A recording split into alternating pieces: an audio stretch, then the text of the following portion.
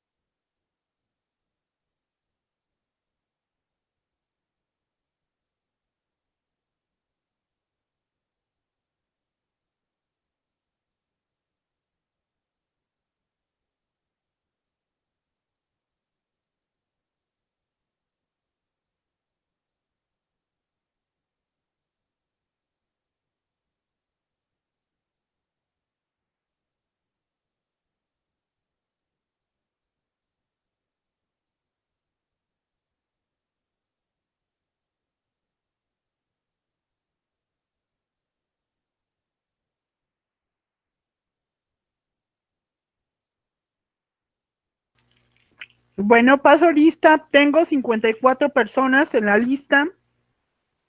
Son 11:06. Ok, paso lista. Paso lista.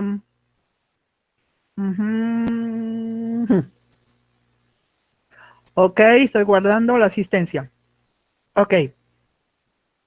Bueno, ¿qué creen, chicos? Ya jueves o viernes es el examen de esta semana. ¿Cómo ven? Jóvenes. Mejor el lunes Ay, sí, ¿por qué el lunes? A ver, ¿por qué el lunes? para Argumentemelo, tener más aboga. tiempo de estudiar. O para tener más tiempo de que de estudiar lo que no ha estudiado durante todo este tiempo, abogado. ¿Mm? Podría ser. Podría ser. Ah, Héctor. Por lo menos Héctor es honesto. Está diciendo, puede ser, ¿verdad? Han estado tomando apuntes, ¿verdad? Quiero pensar de todo lo que hemos venido explicando. ¿O no, abogados? Pregunto Sí, para complementar tareas. para complementar tareas. Bueno, una parte efectivamente lo dejé en tareas, ¿sí? Entonces, me queda claro que a ustedes, pues automáticamente, pues yo digo, no voy a darles mis ideas positivas, porque quiero que me demuestren en este primer examen parcial que mis alumnos no nada más estuvieron así con su foto ahí que no veo, sino que estuvieron activos tomando nota, etcétera. Porque si ustedes se fijaron, pues yo no dicto apuntes, porque no es mi objetivo. Pero sí les voy a mostrar mis diapositivas para que vean que sí las estoy haciendo, para que no vayan a decir, es que la maestra nada más nos cuentea con las diapositivas. Y ahí va, fíjense bien.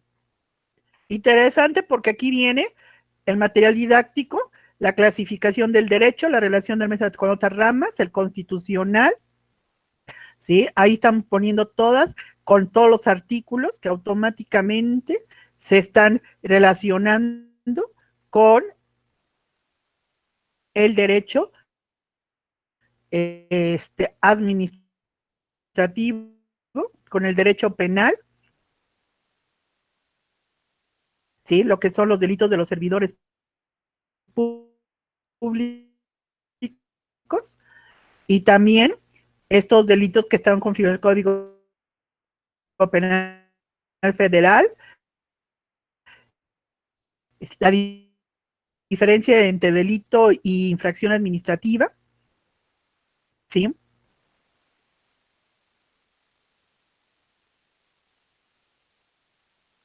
Y también, pues automáticamente la definición de la infracción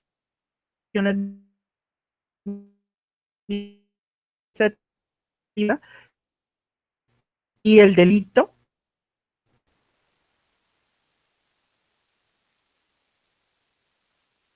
y también las características de la infracción.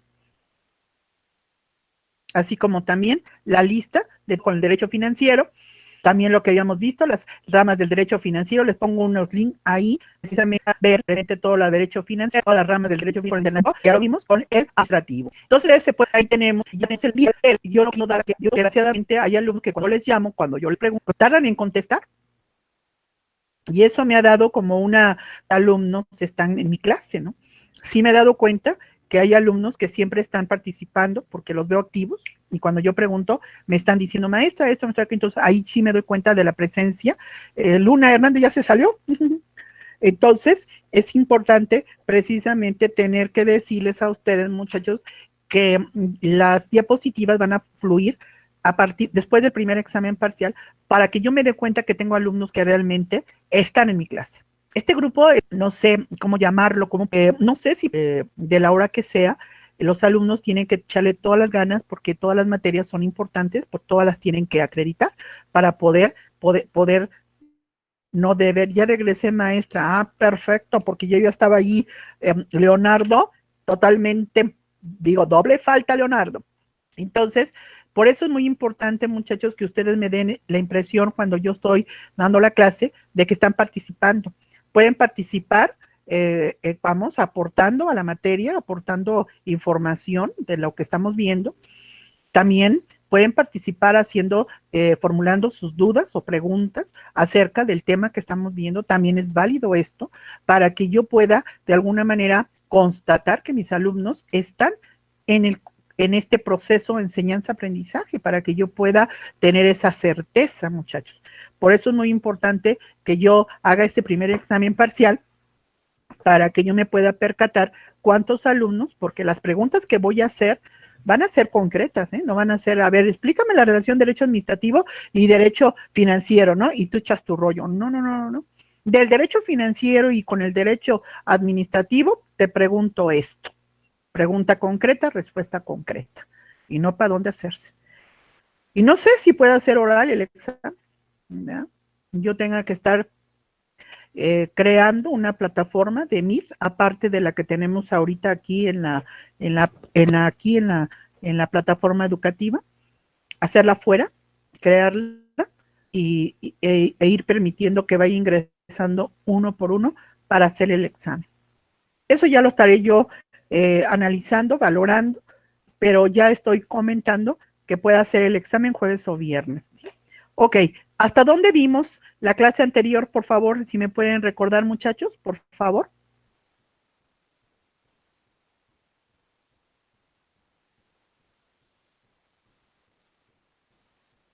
Sí, escucho.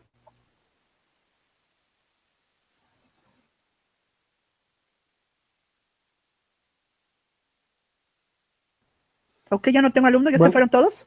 A ver, José, dime.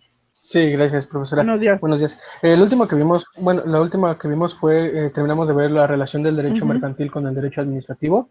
Okay. Volvimos a retomar los artículos de la Ley Orgánica de la Administración Pública Federal, en el artículo 47, que es el que hace referencia. Y también vimos lo que fue, permítame un momentito, el fideicomiso en el artículo 381 de la Ley General de Títulos y Operaciones de Crédito. También vimos que el propósito del fideicomiso público era ayudar al Ejecutivo Federal en las atribuciones del Estado. Okay. Esto con el fin de impulsar lo que eran las áreas prioritarias del desarrollo. Okay. Y que el fideicomitente en el gobierno digamos, el representante era la Secretaría de Hacienda y Crédito Público. que ésta realizaba las partidas presupuestales, para crear las instituciones fiduciarias y atender las áreas prioritarias de desarrollo de las personas. Aquí hizo el ejemplo de que, por ejemplo, el ISSSTE, el FOBISTE, el Fondo para la Vivienda para los Trabajadores del Estado. La Secretaría de Hacienda y Crédito Público era la que brindaba esa partida presupuestal, y al crear la institución fiduciaria, que era en este caso el FOBISTE, y era atender las áreas prioritarias de las personas, es decir, las viviendas, ¿no? El brindarle vivienda a los trabajadores del Estado. Fue lo último que vimos. Perfecto, le agradezco, José, por puntualizarme qué fue lo que vimos. Bien, entonces el día de hoy iniciaríamos la relación del derecho administrativo con el derecho social, que en este caso es una rama también del derecho, porque hemos hablado que el derecho se clasifica en público, privado y social. Y bueno, pues un poco retomando la definición del maestro Alberto Trueba Urbina, diríamos que el derecho social es un conjunto de normas jurídicas o un conjunto de principios, normas o instituciones que van a proteger, que van a tutelar y que van a reivindicar a los económicamente débiles, es decir, aquellos que viven de su fuerza de trabajo, como son los trabajadores. De tal manera, Jiménez Pastrana ya se salió, entonces, profesora, dime. ¿Podría repetirlo, por favor? Sí, cómo no, Héctor. Estoy señalando que la definición del maestro Alberto Trueba Urbina de derecho social, él dice que es un conjunto de principios, normas e instituciones que tienden a proteger, a dignificar o tutelar o a reivindicar a los económicamente débiles, es decir, aquellos que viven de su fuerza de trabajo.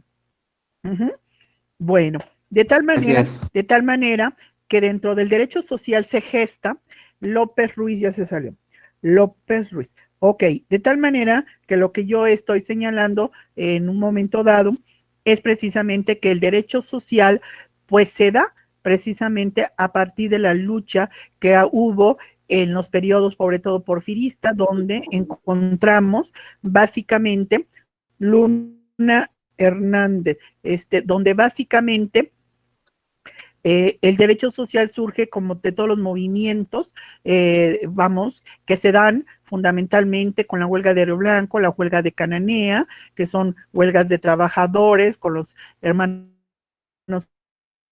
Flores Magón, que fueron de los precursores de los movimientos sociales,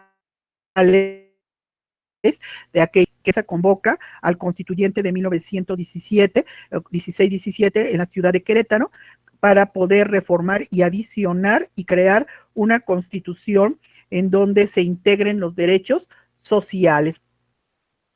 Bueno, López Ruiz, ok, perfecto.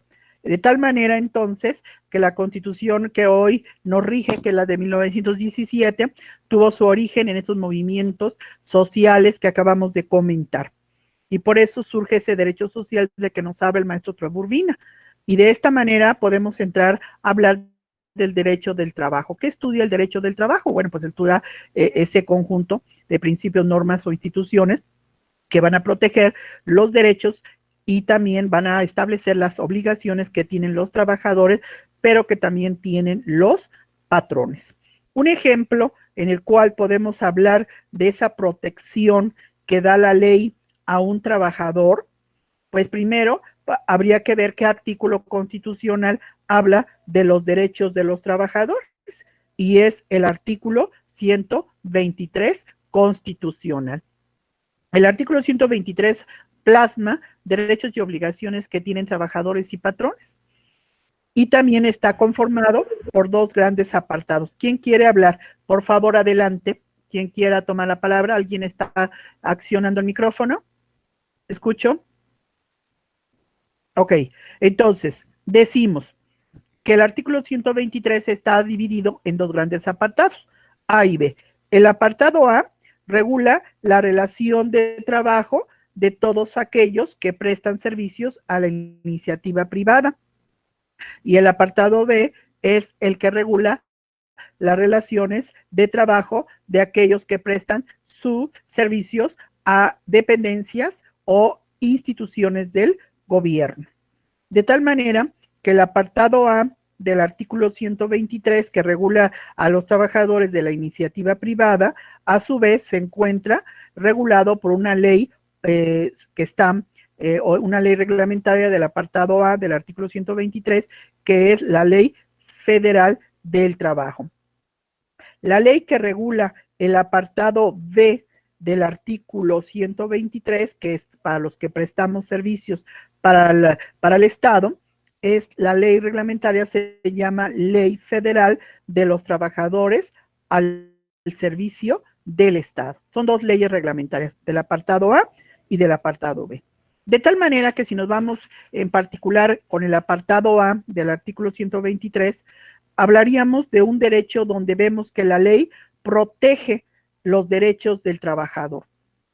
Debemos estar conscientes que en una relación de trabajo no hay tanto equilibrio de la báscula entre los derechos del trabajador con los del patrón.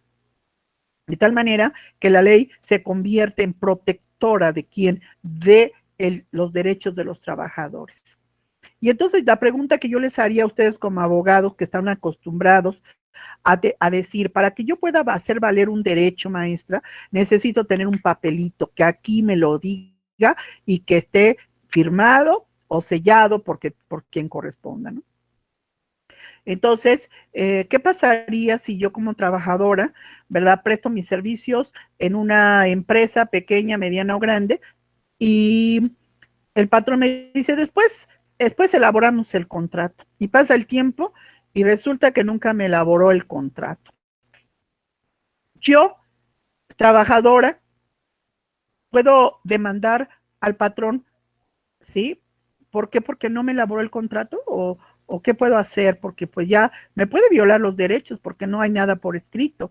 ¿Ustedes qué me dirían? ¿Necesito tener el contrato para poder hacer valer mis derechos? ¿Qué harían ustedes como abogados, compañeros? No es necesario el contrato. No es necesario el contrato. ¿Es Betty qué me dijo? Que no se necesita el contrato porque el artículo 11 de la Ley Federal del Trabajo estipula que la relación de trabajo se presume aunque no exista esta por escrito. ¿Verdad? Ok, pero ¿qué crees, compañera Betty? Que yo también te diría que no nada más el artículo 11 de la Ley Federal del Trabajo es la única que yo podría hacer valer. Léete también el artículo 26 de la Ley Federal del Trabajo, por favor. Ayúdenme todos, tengo 59 personas en la plataforma, así que todos me pueden auxiliar. ¿Qué dice el artículo 26 de la Ley Federal del Trabajo? ¿Quién la tiene ya a la mano? Para que me diga, por favor.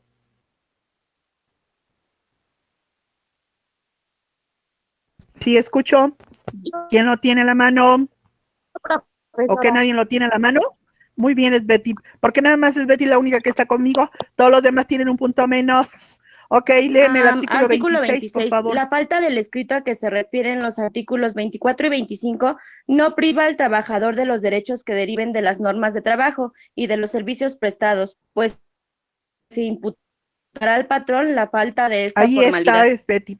Fíjate, interesante esto que se refiere, el escrito que se está refiriendo a los artículos anteriores dice es el contrato individual de trabajo.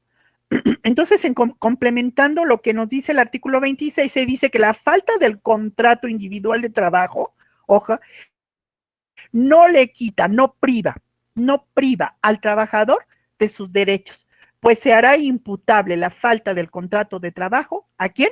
Pues al patrón, así de fácil. ¿Sí me entiendes? ¿Me explico? De tal manera que es interesante ver cómo ahí hay una norma que habla de una protección de los derechos que tiene el trabajador. O sea, no me elaboras el contrato, te puedo demandar porque la falta del contrato, lo dice el artículo 26, es imputable ¿a quién? Al patrón. Y aparte, como dicen, efectivamente se presume la relación laboral entre el que presta el servicio y el que recibe el mismo. Entonces, hay una presunción de existencia de la relación laboral, número 1, y número 2, complementa el artículo 26 diciendo, la falta de contrato no es imputable al trabajador, es imputable al patrón, y no le quita al trabajador sus derechos. Ok, ahí está. Norma de protección. Pero ahora vamos a poner otro ejemplo extremo, en donde vamos a ver la tutela que la ley da al trabajador. Tutela, que ustedes han visto en derecho civil lo que es un tutor. ¿Y qué es un tutor? A ver, abogados. Guillermo, ¿qué es un tutor? Guillermo, ¿qué es un tutor, Guillermo? Guillermo. Ay, ese Guillermo no me contesta. A ver, es García Pérez. Ah, no. A ver. Es, ¿quién es? A ver, sí, dime. Profesor, Sí, gracias, ¿puede Ceci, decir? espérame tantito. Déjame checar quién tengo aquí, porque es que yo me puedo ir con los que me contestan, pero a mí me está quedando claro que hay personas que están en mi clase y están físicamente ahí la foto, pero no me están contestando. Y entonces ya me está haciendo ruido esto, porque es Guillermo, pero no sé qué apellido tenga este Guillermo. La busco, 1507, yo que me quiero ir. Es Hernández Pérez Guillermo, ¿no? Hernández Pérez Guillermo. Hernández Pérez Guillermo. Ok, estamos a 26. Doble falta, no participación. Ok, gracias. A ver, compañero García Pérez Gustavo. García Pérez Gustavo. García Mande, Pérez, sí, mande. ¿me puede decir, por favor, la figura del tutor? ¿Qué es un tutor? Un tutor es un encargado de Ujú. gestionar, ¿De qué? de gestionar Ajá, ajá. los ¿Los qué? intereses de un menor o de un Ujú. incapacitado. Bueno, voy a aceptarlo más o menos. Tiene la idea. Se están fijando que por ahí estoy encontrando personas que, como el caso de Guillermo, que no me contestó, ¿sí? Y que Guillermo, no obstante que se ha de haber anotado ya en el chat como asistencia, tiene doble falta, muchachos. Y yo quiero ser muy puntual. Soy una maestra muy tranquila, muy considerada con mis alumnos, pero no me gusta que mis alumnos se pasen eso conmigo. Y creo que estamos comprometidos a una distancia. No, esto no lo quisimos ni ustedes ni nosotros, pero si la maestra está Velázquez Espinosa, está haciendo su esfuerzo por explicar a distancia todo esto y me estoy dando cuenta que la gente no está aquí, por eso no va a fluir mis diapositivas, porque hay personas que ponen la foto para aparentar que están ahí, pero no lo están. Sí, compañero Gustavo, efectivamente, estaríamos diciendo que el tutor es un representante legal que puede ser de un menor que no tiene todavía la capacidad jurídica para poder defender sus propios derechos y hacer frente a sus obligaciones, o de una persona que tiene alguna discapacidad, ¿sí? Y entonces, pues aquí nosotros hablamos de los derechos de los trabajadores. ¿Qué pasaría cuando el trabajador López Ruiz, cuando el trabajador firma, le dice el patrón, fírmame aquí ¿cómo se llama esta hoja en blanco? Porque pues, son a veces establecimientos muy pequeños, y entonces pues lo firmas en blanco, y el trabajador pues tiene mucha necesidad, ¿no?, del trabajo, y te lo firmo, ¿no? Pero lo firmaste en una hoja en blanco, y luego el patrón lo llena o lo escribe. Tú renuncias a tu derecho de jornada, de descanso semanal, a tu prima vacacional, etcétera. Y entonces está la firma del trabajador. Y entonces vamos a encontrar precisamente otro artículo de la Ley Federal del Trabajo que nos habla de una manera muy puntual precisamente de esta situación de que que en este caso, la renuncia que haga el trabajador de sus derechos es nula. Es nula la renuncia que haga el trabajador de sus derechos. Quiero que me busque abajo, que nos habla precisamente de que queda sin efecto, artículo 33, que es la ley de la Ley Federal del Trabajo. ¿Qué dice el artículo 33, compañera Edith? Yo lo tengo, maestra.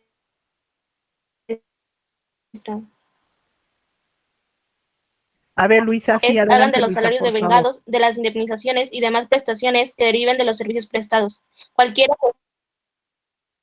Ahí está, que sea. hasta ahí, Okay. hasta ahí. Efectivamente, ahí está diciendo que aunque tú hayas firmado renunciando, yo me voy al extremo de que firmes en blanco, ¿no? Puedes firmar incluso ya redactado, pero estás renunciando, ¿no?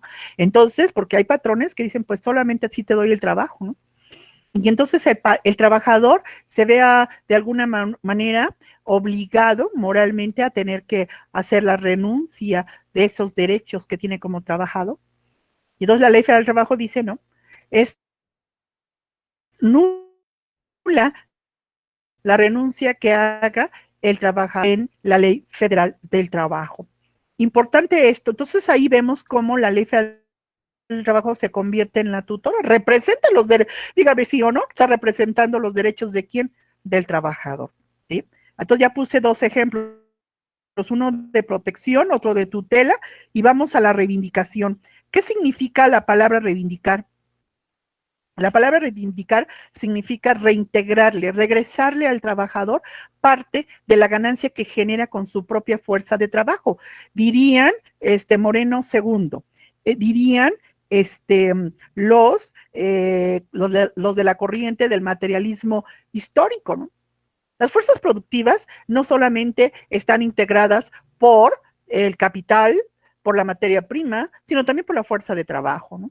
Y si bien es cierto, la ley reconoce que el patrón o el dueño o el empresario es el que provee el capital para que se ponga la empresa y para comprar la maquinaria y la materia prima, también es cierto que sin el trabajador no se elaborarían los productos o se prestarían los servicios de dicha empresa, ¿no? Entonces las ganancias que obtiene el empresario tiene que compartirlas con el trabajador. Y ese compartir la ganancia con el trabajador se llama reparto de utilidades. El reparto de utilidades es un derecho colectivo de los trabajadores, de los trabajadores. Y por lo tanto, ¿cómo se puede determinar? Gracias, Moreno II, ya regresaste, porque Velázquez Espinosa no ha regresado. Sí, profesora. Bueno. Quiero. Me fui a vacunar. ¿Se va a vacunar? ¿Con qué se fue a vacunar? ¿Contra la influenza? Contra la influenza. Bueno, sí, contra la felicito. ¿Y por qué tenía que ser ahorita en mi hora de clase, niña hermosa? Que no podías. Porque nada más era a las 11 y ya no iba a haber más. Ay, sí. ¿Y por qué en vez de faltar a mi hora no faltó a la hora de la hora anterior? O la de las. Porque nada más es a las 11. Simpático, conveniente. Niña hermosa, pero bueno, órale. El reparto de utilidades obviamente está consagrada también en la Ley Federal del Trabajo, ¿sí? Hay un capítulo exprofeso que habla del reparto de utilidades a abogados, ¿sí? Ok, y ahí dice que el patrón deberá presentar su declaración de utilidades. ¿A quién creen? Pues a la Secretaría de Hacienda y Crédito Público. A ella tiene que presentar su declaración y que de esa declaración que presente Hacienda tendrá que presentar una copia. ¿Para qué la copia? Para que se le corra traslado de la copia de esa declaración. ¿A quiénes? Pues a los trabajadores. Para que los trabajadores también revisen qué estás declarando de utilidad en un año, ¿verdad? Porque muchos patrones son mañosos y ¿qué hacen? ¿Verdad? Declaran menos de lo que realmente están obteniendo de ganancia, ¿sí? porque obviamente la utilidad que obtengan durante un año se va a determinar un porcentaje que se le va a pagar a quienes, a los trabajadores. Y si yo declaro menos utilidad, pues el porcentaje va a ser más pequeño o menor que se le pague a los trabajadores. Entonces, ¿quiénes son los interesados en saber si realmente el patrón está declarando lo que realmente ganó en un año? El trabajador. Y este es un procedimiento administrativo, abogados, llevado a cabo ¿por quién? Por la Secretaría de Hacienda y Crédito Público. La Secretaría del Trabajo, la Secretaría de Hacienda y Crédito Público es la dependencia de la Administración Centralizada Federal que se encarga de llevar a cabo este procedimiento, pues si los trabajadores dicen no, lo que está declarando el patrón es menos de lo que realmente se ganó, van a presentar sus objeciones. Y entonces la Secretaría de Hacienda se convierte en el árbitro.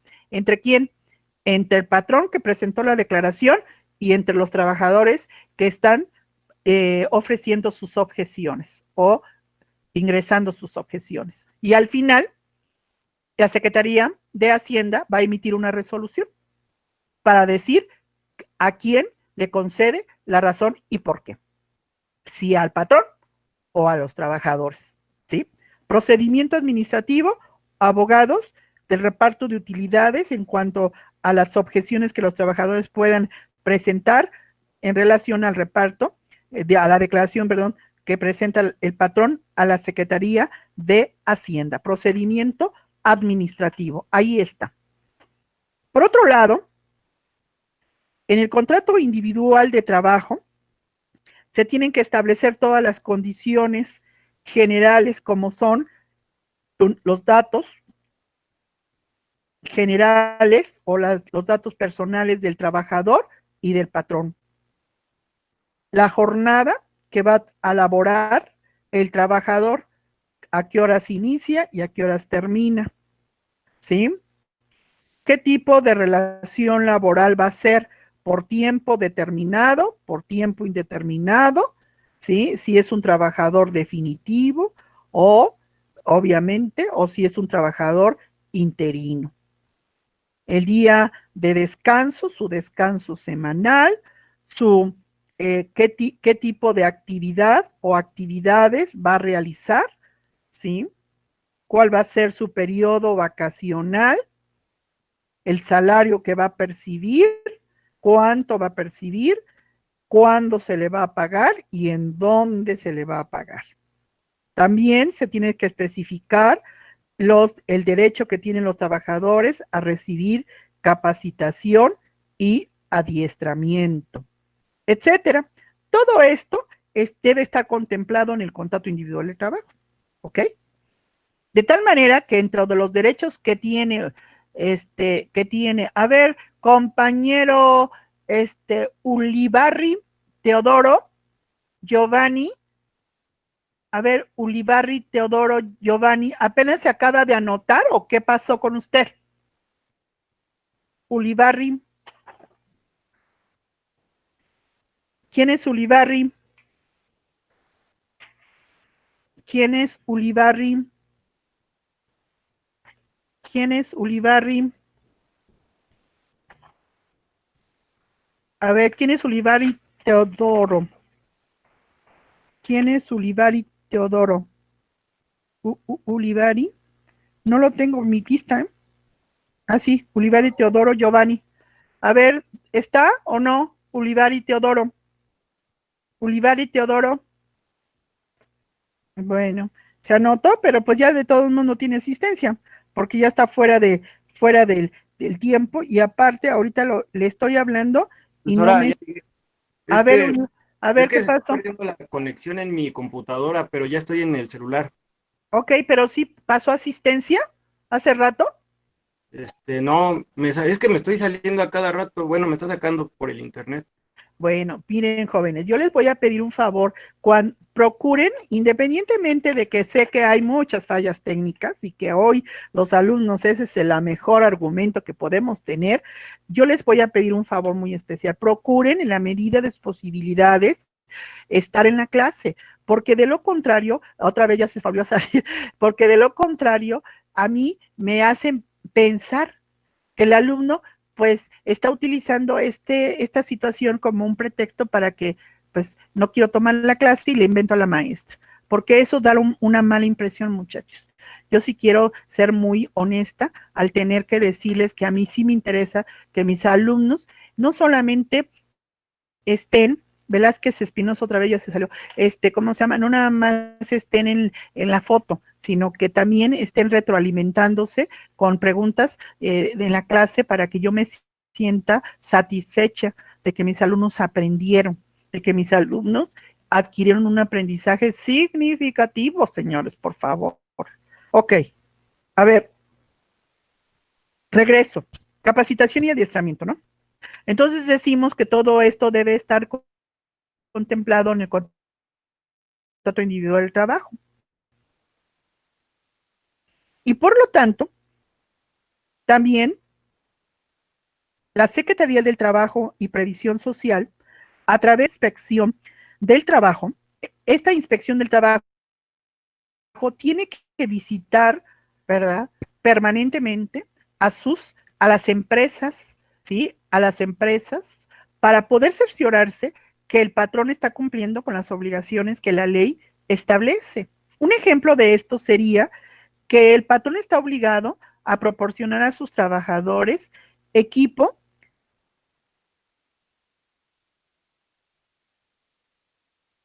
herramienta para riesgo de trabajo que puede sufrir el trabajador por motivo de su trabajo, ¿sí? Entonces, tiene que proporcionar el patrón al trabajador el equipo, como son cascos, por ejemplo, para ponérselo en la cabeza y no puedan, por ejemplo, en las empresas constructoras, ustedes se fijan que normalmente los trabajadores traen esos cascos metálicos para que no vaya a caerles algún objeto pesado y puedan descalabrarlo o causarle hasta la muerte. O guantes o batas que sean de algún material, dependiendo del tipo de trabajo que estén realizando, donde hay calor y donde ellos puedan sufrir quemaduras, etcétera, ¿sí? O también ganchúas para retirar rebabas de las máquinas que cortan láminas para hacer los famosos botes donde encontramos productos alimenticios que compramos nosotros en los almacenes, ¿sí?, donde se están de alguna manera guardando estos alimentos, ¿no? Entonces, muchas ocasiones los trabajadores al no pagan la máquina, no utilizan las ganchúas para retirar la rebaba y se les hace fácil meter rápidamente la mano para retirar la rebaba. ¿Y qué pasa? Pues se han llevado hasta dedos completos, ¿no? Se han cortado. ¿Por qué? Porque no están utilizando las herramientas necesarias que les facilita el patrón y sufren estos accidentes de trabajo. Entonces sí es importante aquí ver las dos posturas. Por un lado, para poder cerciorarse que el patrón está realmente entregando estas herramientas o este equipo para evitar accidentes o riesgos de trabajo, es importante que la inspección de trabajo se constituya en estas empresas para cerciorarse que existe el equipo y que el trabajador realmente lo tiene, ¿sí? Pero también hay que tomar en cuenta que muchos trabajadores, aunque tengan estas herramientas o este equipo para evitar riesgo de trabajo, no lo utilizan. Jiménez Pastrana. Entonces, no lo utiliza y automáticamente, pues, ¿qué pasa? Pues automáticamente sufre el accidente. Entonces, cuando es negligencia por no utilizar el equipo para evitar el riesgo de trabajo y lo sufre el trabajador, la responsabilidad es del trabajador y esto puede causarle hasta la rescisión del contrato de trabajo por responsabilidad del trabajador. Profesora. Sí, adelante, Cecilia. Pero muchas veces el equipo que dan en los trabajos no está en buenas condiciones. Ah, bueno. Y aún así algunos trabajadores de obras, bueno, firman que se los entregan en buenas condiciones y todo, porque bueno, apenas hubo un caso donde el señor y claro. Y, o sea, y el jefe alegó que no, que se los habían dado en buenas condiciones. Bueno. Ya después obviamente hubo como un arbitraje, sí, un peritaje, y pues se descubrió que todos los equipos de todo el personal estaban en mal estado, pero pues la mayoría de los empleadores son los que pues firman ahí que no, que estuvo bien y que claro, demás cosas. Sí, porque desgraciadamente, pues, vivimos en México, México es un país hermoso, yo siempre lo voy a decir, sin embargo, desgraciadamente, los valores que se tienen las personas puedan ser en su calidad de trabajador, en su calidad de patrón, en el ejemplo que estamos poniendo, a veces no se tiene esos valores de ser honesto, de ser responsable, de ser comprometido, ¿no? Si a ti la ley te obliga como patrón a dar material, equipo, para prevenir riesgos de trabajo de buena calidad, hazlo, porque está de por medio la vida de una persona. No es una máquina, es una persona. Y está resguardando el derecho de la vida y el derecho de la salud de la persona. Y muchos a veces, ¿qué pasan? Que los trabajadores, ahorita sobre todo, que no hay mucho trabajo, dice, pues no importa, yo voy a tratar de, ¿cómo se llama?, de tener trabajo, aunque tenga que firmar que sí me estás entregando la herramienta o el material o el equipo de buena calidad, aunque no lo sea. Pero desgraciadamente a veces ahí los trabajadores no se unen y deberían unirse precisamente para demandar a ese patrón o a esos empresarios que no están haciendo lo correcto.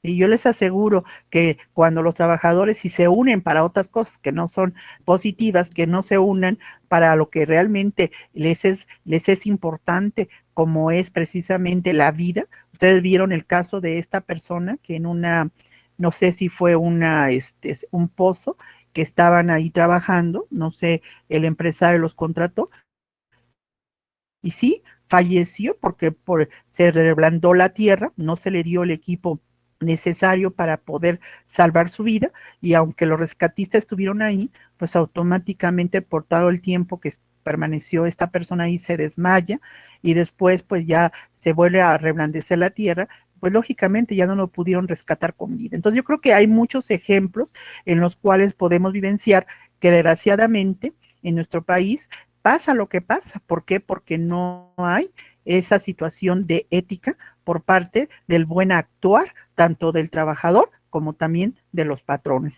Y que a veces los que más salen perdiendo, desgraciadamente, son los propios trabajadores, como el ejemplo que estamos viendo, ¿verdad? Y si no se denuncia, y si me quedo callado, pues ese es el problema de la cultura de la no denuncio. Pero es que si denuncio, maestra, pues me quedo sin trabajo.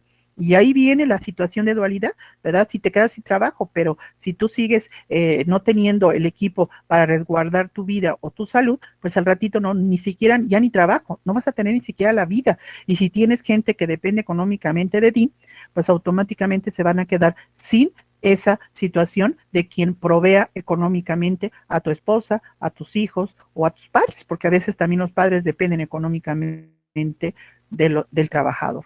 Entonces, pues creo yo que con todo esto, muchachos, ustedes están estudiando la carrera de Derecho y también ustedes llevan una materia que se llama deontología jurídica, que es el deber ético, ¿no?, del profesionista abogado.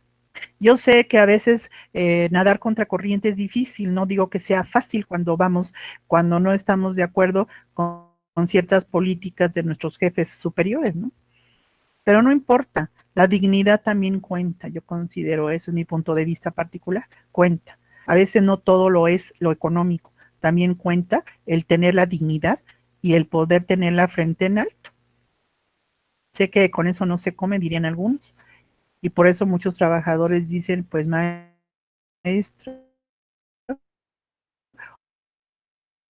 o yo prefiero tener trabajo, tener sustento y dejar al lado Jiménez Pastrana otra vez ya volvió a salirse y tener por lo tanto por lo menos trabajo. Pero bueno, eso sería cuestión de irlo analizando y de que ustedes el día de mañana van a tener como futuros profesionistas vemos nuevamente a que en ocasiones este equipo de trabajo, independientemente que como Ceci nos dice anteriormente, pues encontramos que a veces el propio patrón no entrega ese equipo de buena calidad de trabajo, se va a dar, porque ese equipo no va a ser que sufra del accidente de trabajo. Entonces ahí deben estar la inspección del trabajo porque entonces Cecilia decía, pues sí, es que ya después se cercioró, se hizo el peritaje y de todo esto surgió que efectivamente todos los equipos que entregaba el empresario a los trabajadores era de mala calidad. Y yo también preguntaría, ¿y por qué no se habló de la inspección del trabajo? Porque cuando te constituiste en esta empresa y te cercioraste de que el empresario no estaba dando el equipo para evitar el de buena calidad, fíncale responsabilidad al servidor público que no cumplió con estar supervisando que ese equipo de trabajo se entregara de buena calidad, ¿no? Ya que está hablando López Obrador de la corrupción, pues que hable bien de la corrupción, ¿no? Entonces, los empresarios a veces dan mordidas a quienes, a los inspectores, ¿verdad? No se da en México. Ahí estoy hablando de la ética, para que la autoridad no haga lo correcto, ¿sí? Es delito. Esa situación de cohecho, esa cuestión de ¿cómo se llama?, de estar pagándole un precio al servidor público es un delito, señores, y le puede costar al servidor público también la chamba.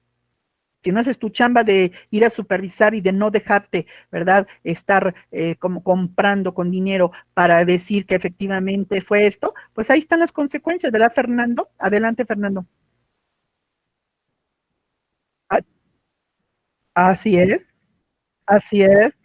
exacto, exacto. Porque, ¿qué crees? Esa licencia de construcción, porque cuando estuvo el secretario de Educación Pública visitando el Ramsés, precisamente, todos los periodistas se le echaron se le echaron encima, ¿no?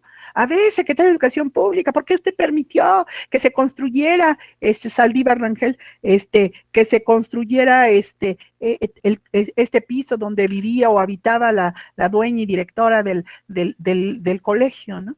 Y entonces les contestó perfectamente el secretario de Educación Pública.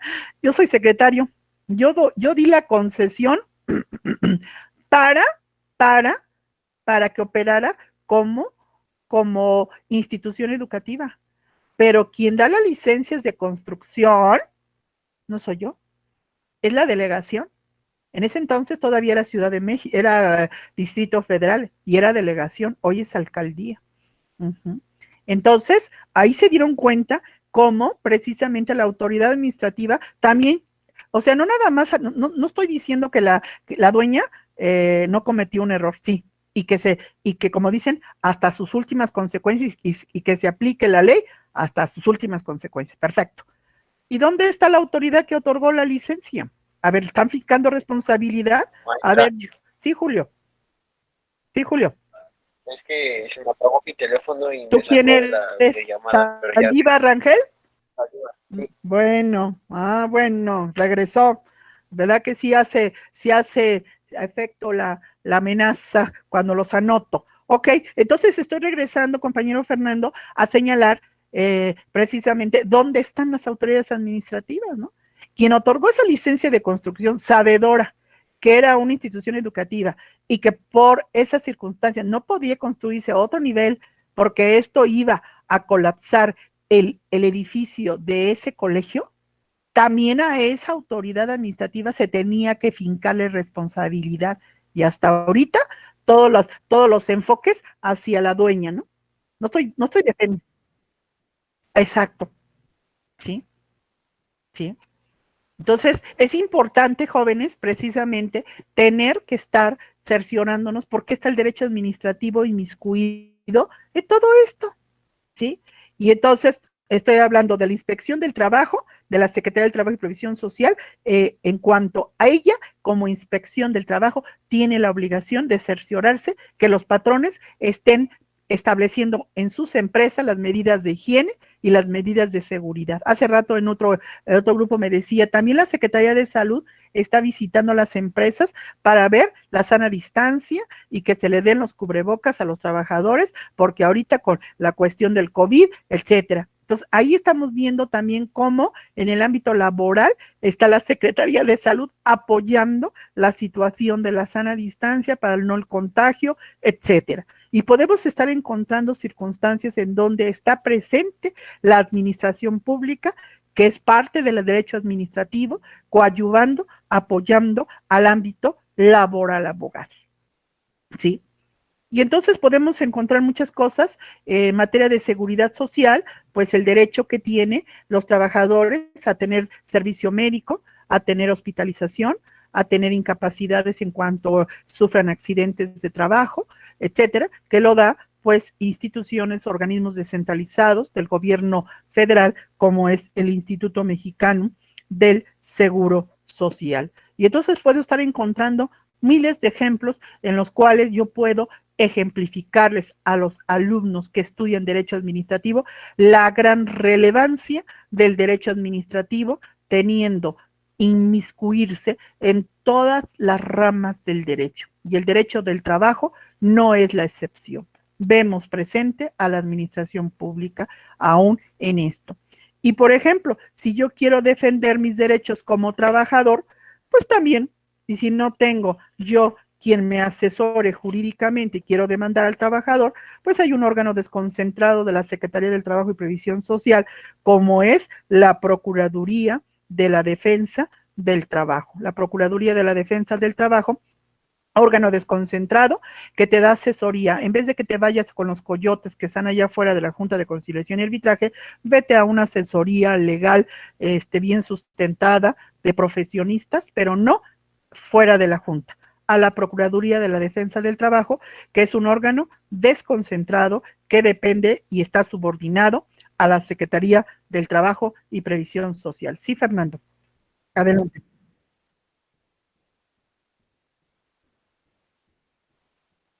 Uh-huh.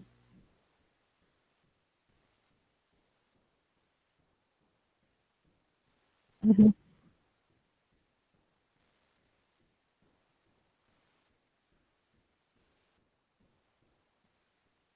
Uh-huh.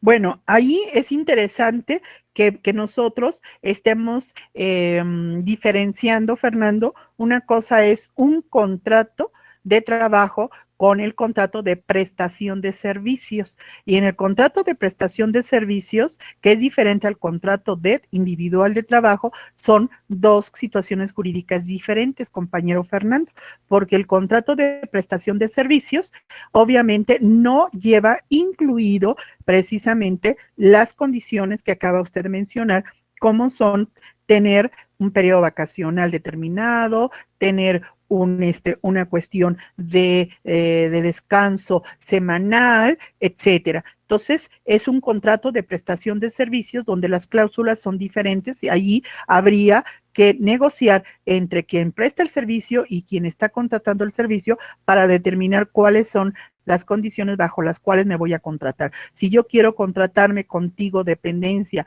como a través del contrato de prestación de servicios, podría yo decirte, bueno, sí me contrato, pero yo quiero que tú me des tal día de descanso semanal. Pero ya es una situación, el contrato de prestación de servicios, quiero que se entienda, es por mutuo acuerdo.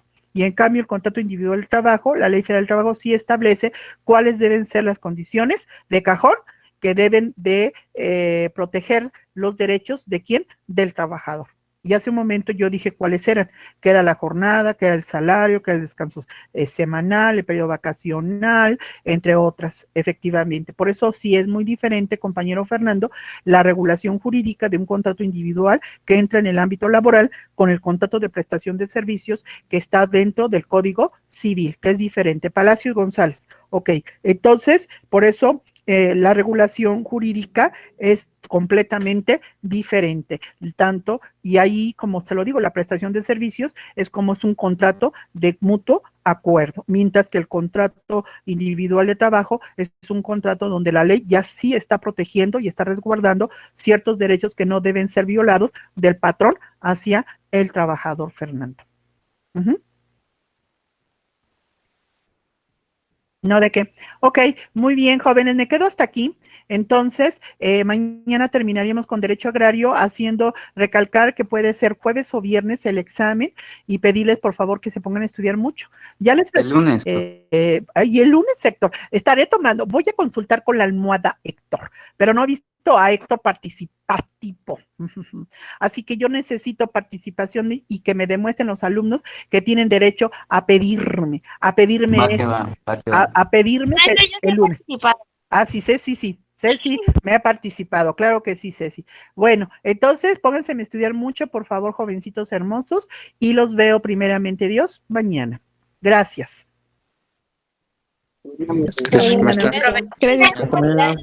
Hasta mañana. Gracias, maestra. Hasta mañana. Hasta mañana, jóvenes.